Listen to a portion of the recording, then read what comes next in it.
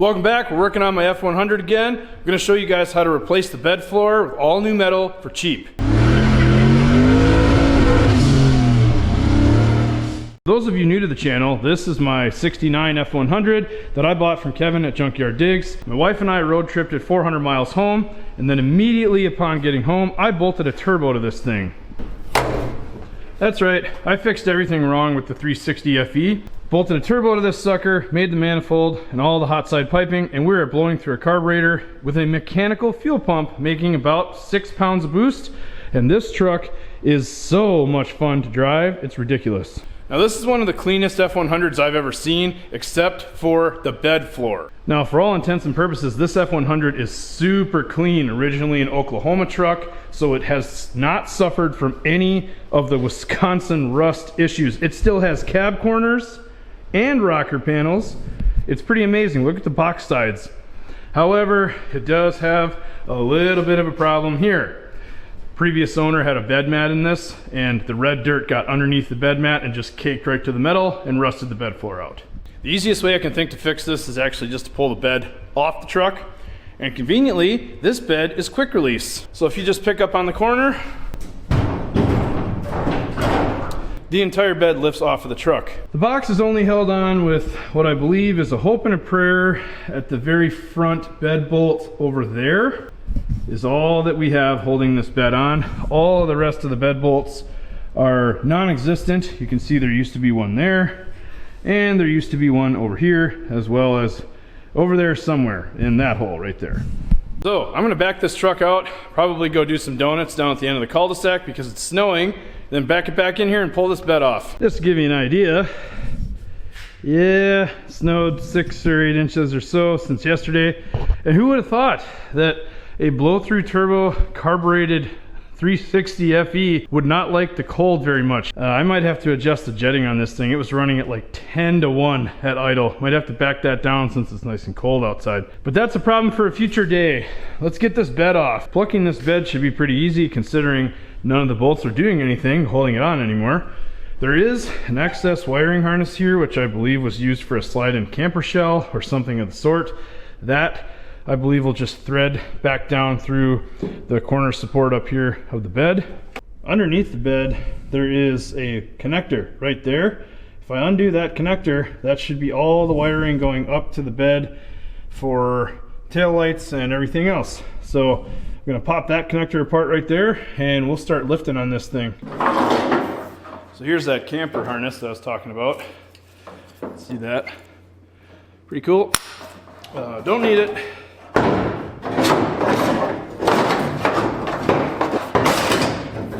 Go. Get rid of that. All right, wiring's disconnected. I'm gonna get the hoist set up so that I can pick this up right off of the back of the truck. And we're gonna take the approach of lifting until we find what's still holding on and then attacking it with a death wheel. All right, here goes nothing.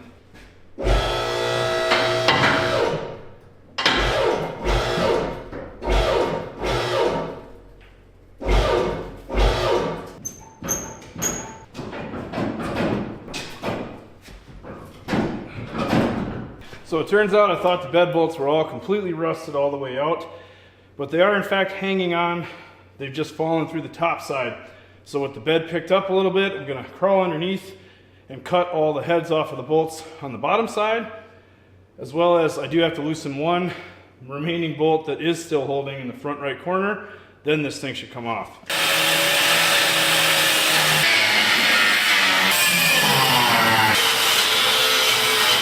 Okay, after a little bit of fighting, finally got all the bolts cut that were rusted halfway through. Hopefully now we can pick the box off.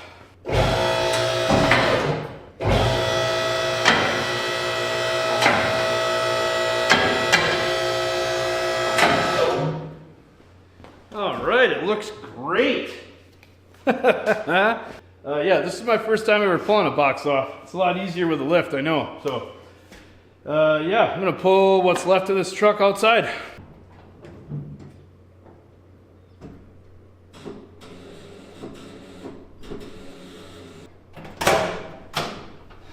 All right, battery's still dead.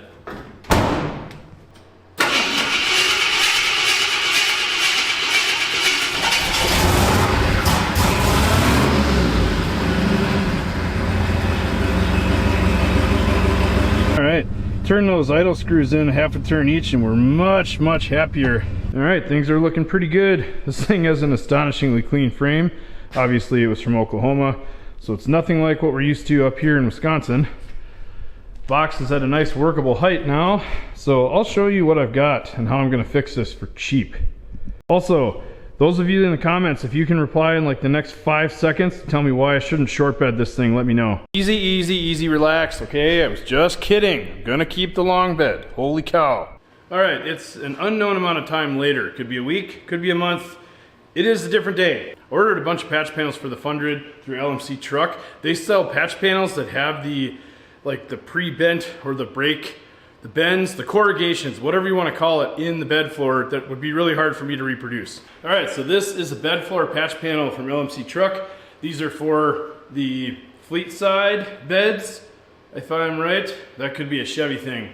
Not flare side, styles, whatever, doesn't matter. This is for the bed floor. So instead of replacing the entire bed floor, which would be really expensive, I bought 5 of these. These are like 35 bucks a piece. Unfortunately, it was really expensive to ship it.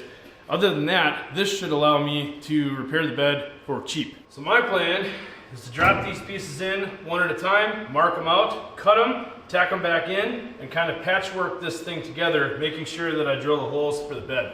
So here you can see this is the patch panel laid right over top, and it has the exact right bends in it, so it will sit right on top of those ribs. Now, they don't sell a big enough patch panel to do this all at once, because why would they do that? That would be inexpensive and amazing. So instead you have to buy literally 5 pieces just like this, because they're not quite wide enough to do 2 and they're not quite long enough to go all the way to the front. It is what it is, still a lot cheaper than buying an entire bed floor for one of these. So my plan here is to lay these pieces in, trace them out, cut out the old rusty crap and tack weld these in, and slowly build myself a new bed floor out of these patch panels.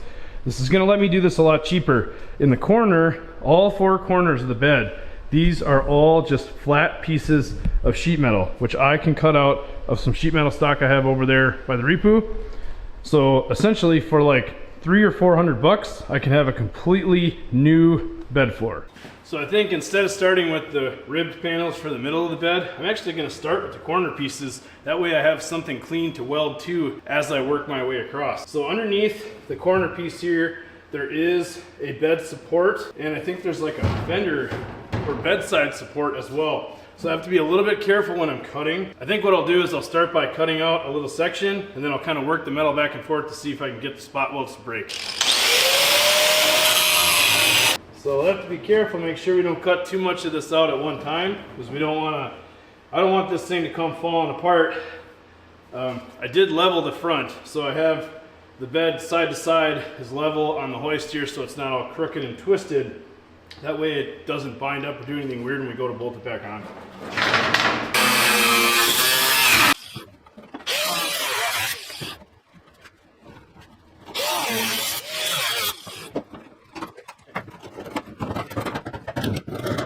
Alright, I've upgraded tools. I'm not screwing around anymore. Anyway.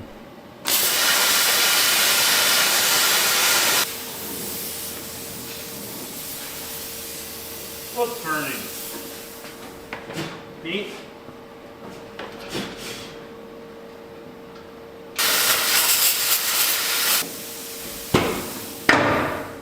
Yeah, there's a bunch of factory undercoating that's going to burn off. I'm going to open the door.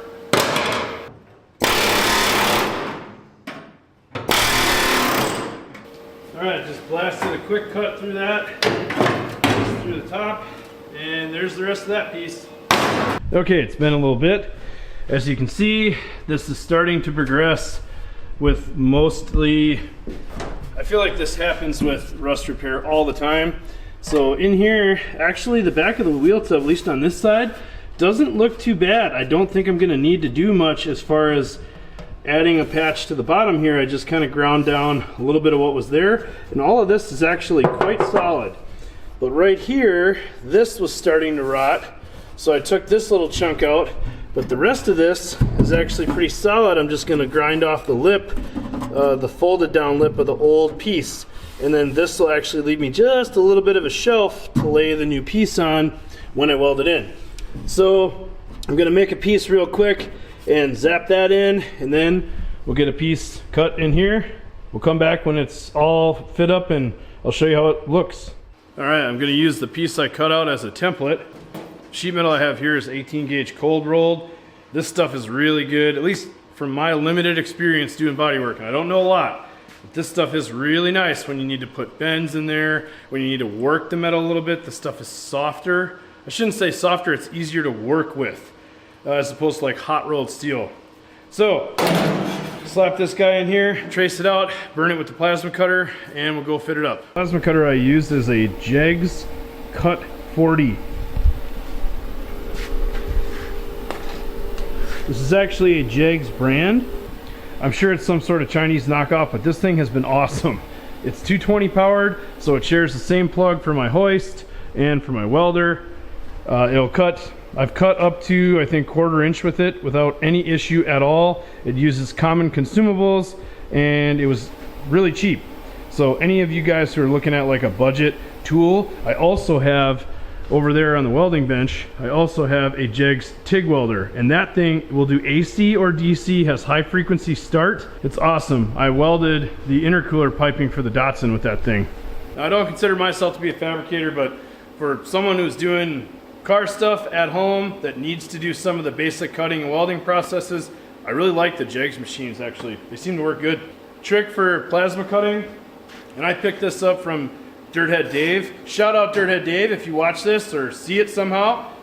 Thanks for all the fabricating tips, man. I hope to meet you someday. You're an awesome guy. I just use a cheap square, and I use that as a guide for my plasma cutting. If I'm doing all straight rectangle cuts, it makes things a lot nicer.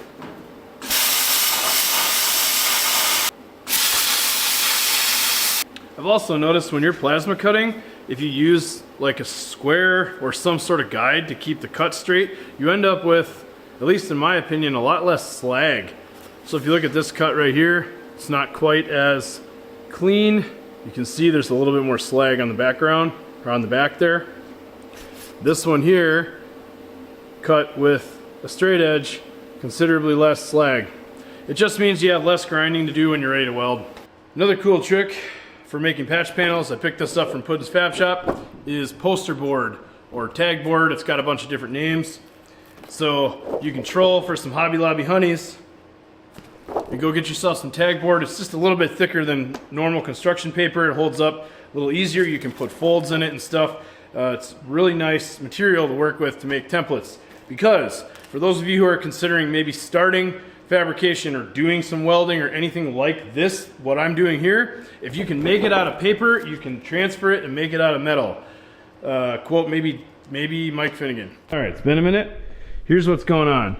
This piece down here, I have just very quickly cut, tacked, and then yeah, don't mind those booger welds in the corner. Anyway, so we now have a good piece of metal there, and all the way down to weld to. I have straightened these out just a little bit and hit them with another shot of weld through primer. So I'm going to lay the piece over the hole here and get a rough idea where these, that is the box side support and that is the floor support. So I'm going to get a rough idea where these are, mark them out on my piece, and then drill some spot weld holes. Okay, my favorite way of finding out where the body supports are is to lay the sheet metal over the top, crawl underneath, and trace them out with a Sharpie. So if you look right here, here is my main floor support, and then over here is actually my bedside support. So I'm gonna poke a couple holes in this. I think 1/8 inch holes will be plenty, and then we'll get this primed up and tacked in place. 2 misses. Okay, I'm gonna need bigger holes. Probably 3/16.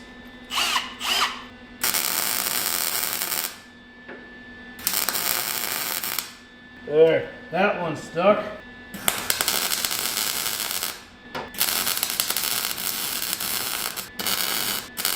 Okay, so there is the corner piece, all tacked in. I mean, it's not complete. I still have to weld all the way around and grind it and make it look pretty, but that is good enough for me to now finally cut out the actual rust, so now I have something good to weld to. All right, so we're skipping ahead a little bit. First patch piece, I just laid it in, traced it all the way around with white marker, marked out where the bed bolt hole is, where it has to go through that reinforcement piece right there. I am going to get to cutting this all out and chiseling spot welds. It should be pretty easy since this is so rusty.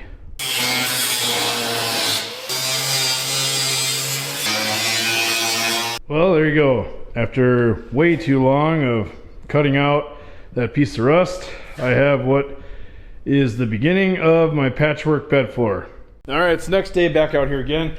I've got our first patch panel all ground down. The corner is nice and tacked in place. So we're gonna tack the patch panel to the corner and to the end of the bed. And I'll show you the one place that I'm really trying to make things line up. Other than that, I don't really care. All right, so right here at the back of the bed, I'm trying to make sure that these ribs line up with where they end here at the very edge of the bed. That right there and this seam along here is basically all I care about. Nothing with the rest of this do I care about. I can fill it in, you know, cut up my other patch pieces. So I'm gonna get this lined up, tacked in place. We will move on to the other side. Good morning, it's noon the next day, or 12:30 already, holy cow. As you can see, I got the left rear ribbed panel cut out and tacked in place. I have not done the corner yet. I'm gonna wait on that. I'm gonna move to the front right rib panel. I'm gonna cut all that out up there so I can use my 4 full pieces first, and then I have 1 extra piece that I can use for the middle. Okay, it's been a minute, done a few things. As you can see, the rest of the rusty ribbed section of the bed is gone. The corners are still there, I have to do those last.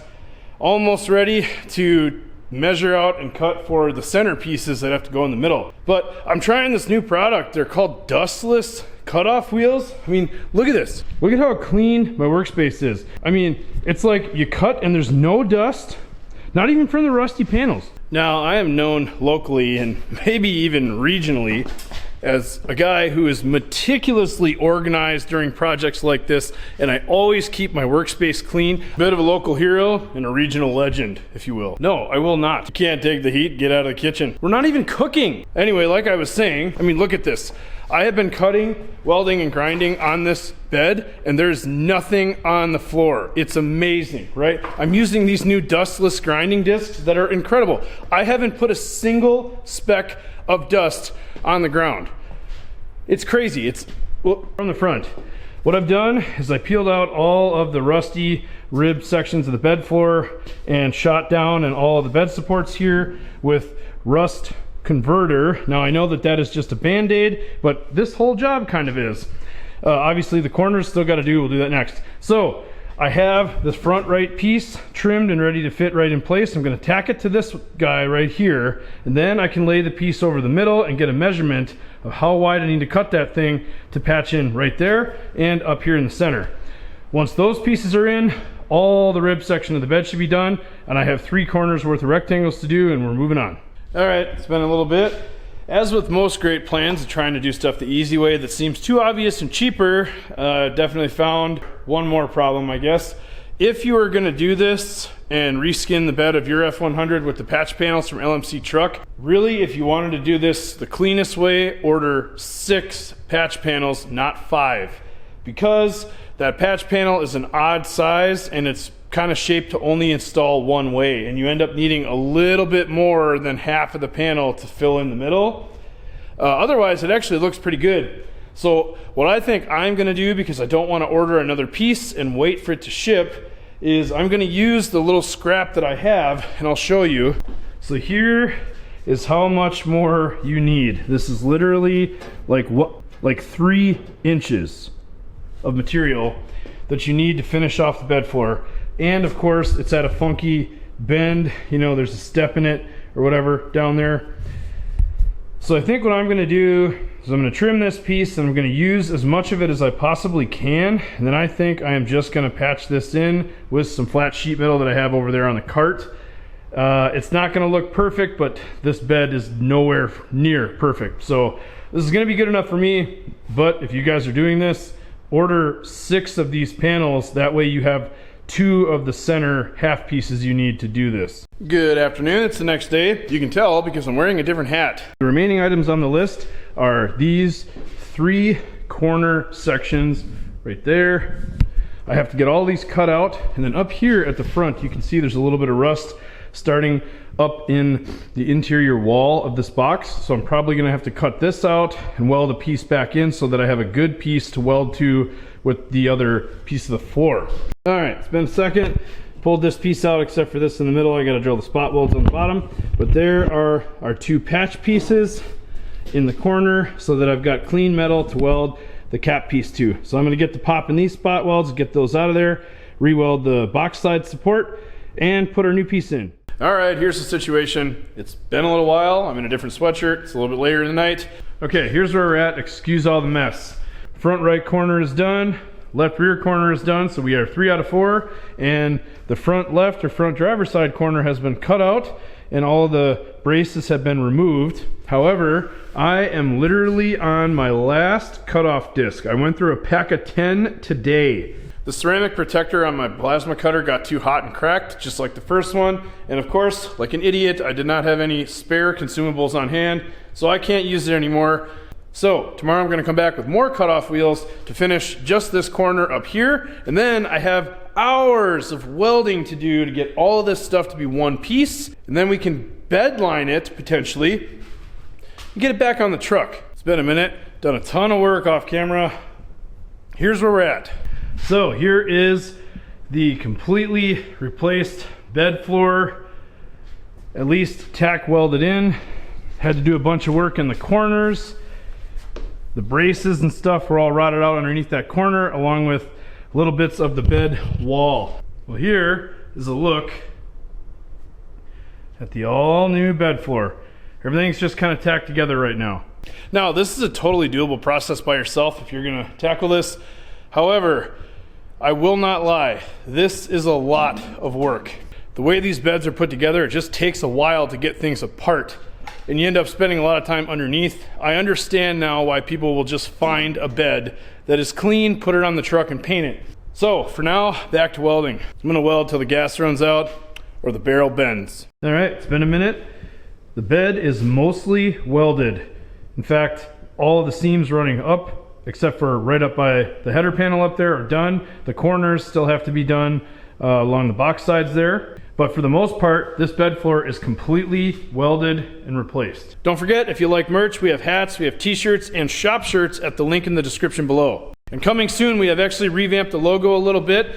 So we are going to be updating the logo on all the shirts, the hats, etc. Another way to support the channel is the link to the parts fund in the description below. That's just a PayPal fund. There's really no pressure at all with that. You do not have to do anything, but if you're feeling generous and you like the content, feel free to donate below. That's the easiest way to support the channel. Good evening, it's the next day. Skipped some of the stuff we did last night. It was kind of boring just tacking the supports to the underside of the bed. As you can see, the bed is up in the air. So my goal now is to redo all of the spot welds that hold the supports to the bed floor and also fix the front bed mount area where it pulled through. Most of these areas actually look pretty good. There's a couple little slits and stuff that I have to weld back up, but essentially I can weld right back through the existing spot weld locations. Real quick, 2 very important safety lessons that I was reminded of during this excursion, during this project. Number 1, safety glasses. Number 2, cut resistant or cut proof or leather gloves. You handle enough of this rusty sheet metal that you've been cutting and all that stuff all day, very likely that you will cut yourself and pretty badly at that. Also, if you're using tools like an air hammer, these things are absolutely essential. This thing is super powerful and it can blast chunks of rust or dirt or even a chunk of metal back into your face. So, I don't know, don't be an idiot. All right, now this thing packs a huge punch. This is a Chief brand from Harbor Freight. It's the extended barrel because, you know, we all want that. It might be way too much power for what I'm about to do, so forgive me in advance if I put a bunch of unnecessary dents in the bottom of this bed floor. Anybody watching, think of one other thing I might need. Earplugs. All right, that's much better. Now I can make all the noise I want.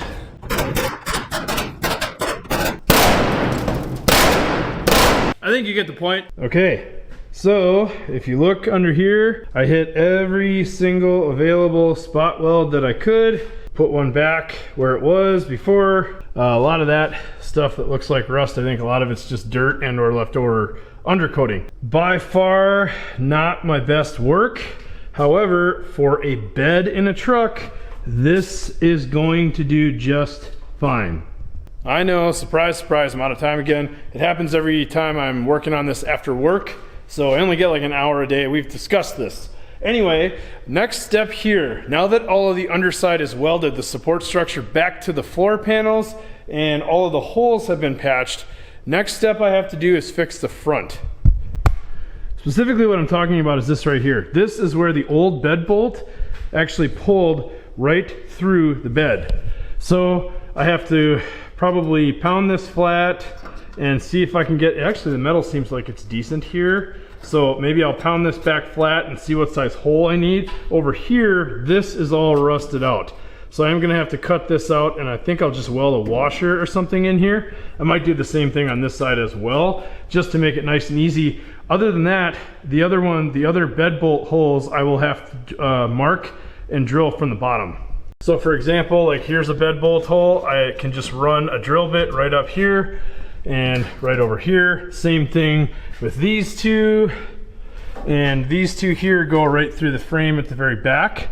So I just have to pop a couple of bed bolt holes and fix that front. The bolts for those are still stuck in the frame here. So I'm gonna cut the bottom of the bolt off on either side and pull those out. I need the spacers.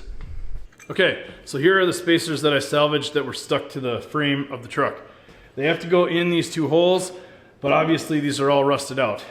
I measured the distance between the holes on the frame that mount the bed. Those are 32 inches apart. So from the center of the bed, we should be 16 inches in either direction until we hit the center of one of these supports. So I measured this piece right here, and it's 68 inches side to side, and this hole right here directly in the middle is 34 inches. So off of that, I can measure 16 inches in either direction, and I'll know exactly where these need to be. What I'm gonna do is cut off the excess metal here and cut off a little bit of the rust over here. I will make two plates that weld back into place, and then I'll cut holes for these to fit. So like I said, here is our center hole right here, but we can also go from the edge. So if we know that the center of that hole should be at 34 inches, if we subtract 16, that's 24, 18 inches. So 18 inches measured from this edge is the center of our first hole. So I'm just gonna make a mark here at 18 inch. That way I know when I'm ready, that's gonna be the center of that hole. Do the same thing on the other side. So again, we hit 34 inches. This is the center of that hole. If we subtract 16 inches, or sorry, in this case, yeah, we go back to 18 inches over here, mark. Now we have the two center locations for where those spacers need to go. I'll cut all this out, and then I'll create two little patch plates to go in here, and then we'll clean up those spacers, and I'll show you how to put it all together. Okay, so I cut out two little sheet metal plates just like this. I'm gonna lay that centered over the location of our hole and make a mark here so that I know what to trim. Same thing here. You can see I'll hold that centered over the hole. Make a mark right here, make a mark right there. Now I will have to move this hoist arm over here just because it's really close to where I need to weld. Luckily, I got my safety stand here. I'll just lift the box up and move that arm out of the way. Okay, so I took my plates. Easiest way to find center of a rectangle, right? Corner to corner, put your intersection in the middle. I'm gonna take this piece now. I just send it through the sandblaster, and I'm going to center that up as best I can on there, weld it in place, and then drill the hole so that I get the full diameter of this sleeve. And with that piece welded in, I'll do both sides. Then I can just simply put it up in, cover the hole, tack weld everything, grind it, paint it, etc. And we should be ready to go. I can then use this sleeve as a way to align my bed bolt holes from the bottom.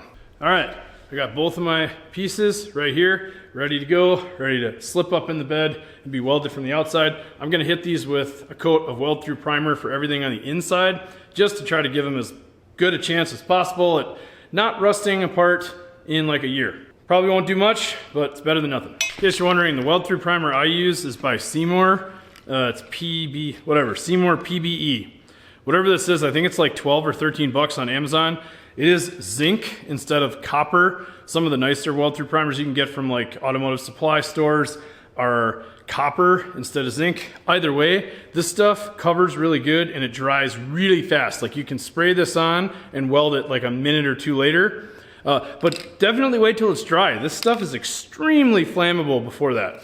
All right, so while I'm putting these in, I'm gonna do my absolute best to make sure that this sleeve lines up with my hole or my center mark. That way we got the best chance possible of punching the right hole for the bed bolt. Yep, drop it on the floor.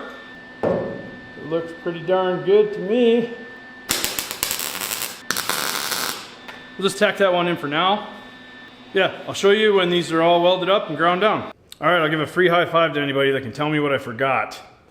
Yeah, you're right. I forgot to drill the hole to go through that spacer. Hello, stepper or unibit. Yeah, we're just gonna take a stab at this and open it up until it's roughly the same size as the diameter of that sleeve.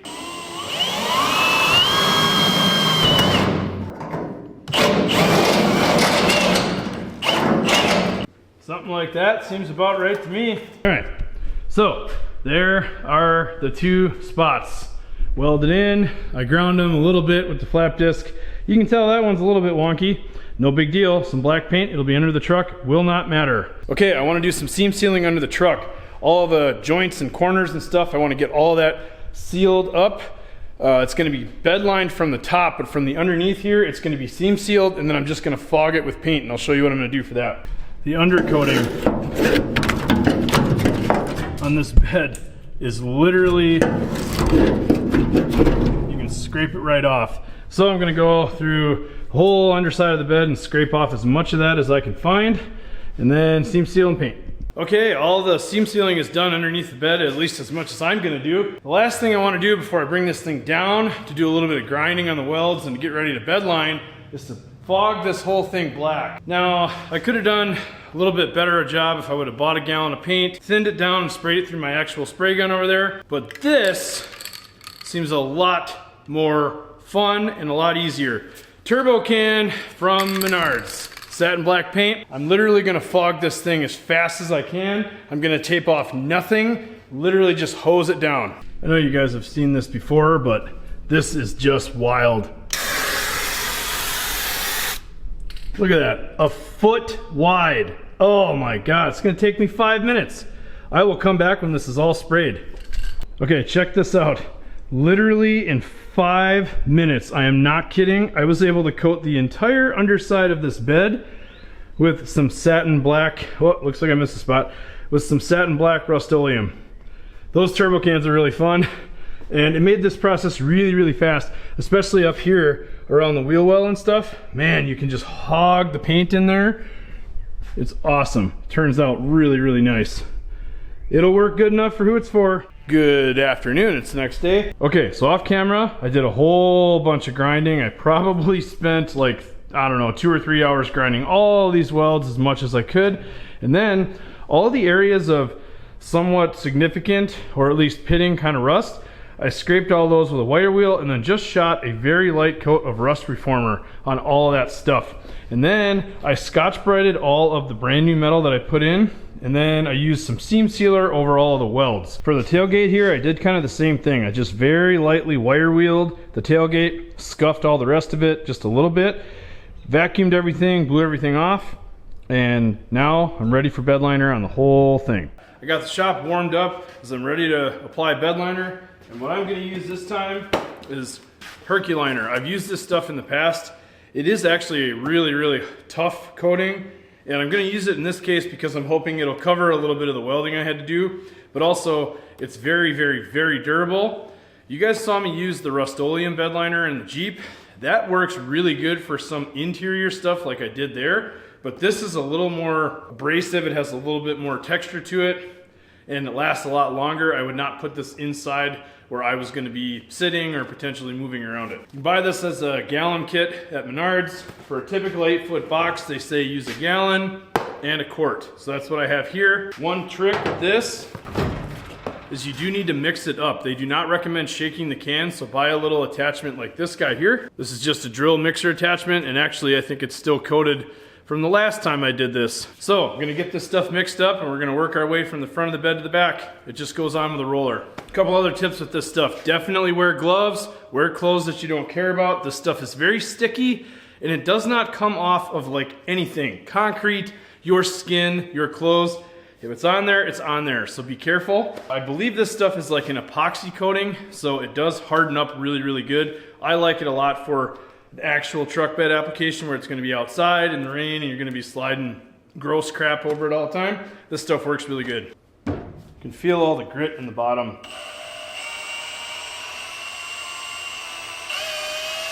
All right, it's been a little bit. We are most of the way through the first coat. You guys can see underneath the sides and stuff, I need to do some more touch up under there. It's not quite so easy getting that roller to fit in there. So I'm gonna go back through with a hand brush right here and fill in all the gaps and all the corners and stuff, and then let this coat dry or at least tack up, and then I'll use the extra quart to do one more coat over the whole thing. Good morning, it's the next day. I had to let this stuff dry overnight because it was not tacking up. The instructions say you can recoat within 1 to 4 hours as long as it's no longer tacky, and I was not getting there. So I let it dry overnight in the shop, turned the heat up and turned a fan on right back there, blew air on it overnight. We're ready for our second coat. As you can see, coverage is suboptimal, as in we can still see the color through the side of the box. The bed floor looks pretty good, so I'm gonna get on doing a second coat and come back when I'm done. Okay, here we are after coat 2. Now it's looking pretty darn good. It does look a little bit splotchy right now, and I think that's just because the second coat is a lot thinner than the first one, just to kind of even out the color and get coverage. I am pretty happy with this. I think it's gonna work just fine. All right, I'm tired of looking at my truck in 2 pieces. I'm gonna get this bed up in the air, gonna set it back on the F100 and get the rear 2 bolts in. Then I can re-drill those holes for the rest of the bed bolts, and this thing will be a complete truck again.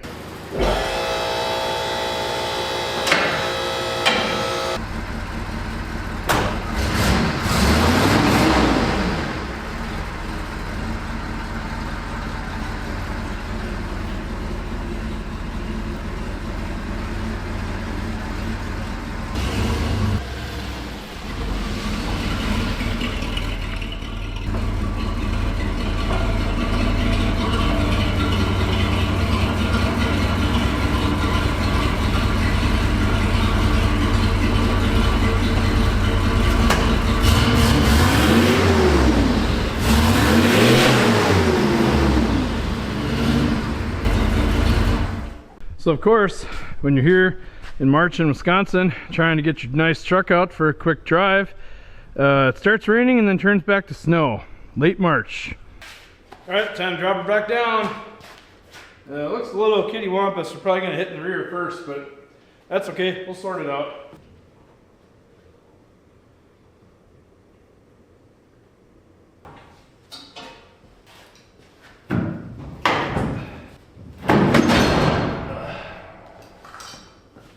Oh, that's one way of doing it. It's okay, it's okay. I still have all my fingers. All right, take a look at that. It actually looks quite proper back on the truck. Huh? Not too bad. Obviously the bed liner looks extra shiny right now because it's still drying. Looks pretty darn good from this view. Obviously a little bit splotchy. I think it'll even out when it dries. This stuff usually does. I want to put a little bit of gratitude in here. Thank you to John Trione. I'm sorry if I butchered your last name. Thank you for the Parts Fund donation. Appreciate that very much. Well, I think that looks pretty good. I fixed this bed floor for a couple $100 in sheet metal and a gallon or so of bed liner. You can do this yourself. You don't have to buy the super expensive aftermarket panels. You can fix this on your own. It does take a lot of time. It does take a lot of work. But look at the result. This is perfectly presentable and perfectly usable as a truck bed. Next episode on the F100, I'm gonna show you what's in all those boxes over there. Before we get back on the F100, we're working on the Repu again. That's right, I have a ton of parts finally showed up and I'm ready to get back to work on that Repu. Have a ton of cool plans for it. I can't wait to show it to you. To all of my subscribers, to all of my viewers out there, Thank you all so much for the support, the people donating to the parts fund, buying merch, the fans that I've met out and about around town and at certain events. It's been awesome. The support is incredible, and I cannot wait to get you guys more content. Thank you all so much for watching, and I will catch you in the next one.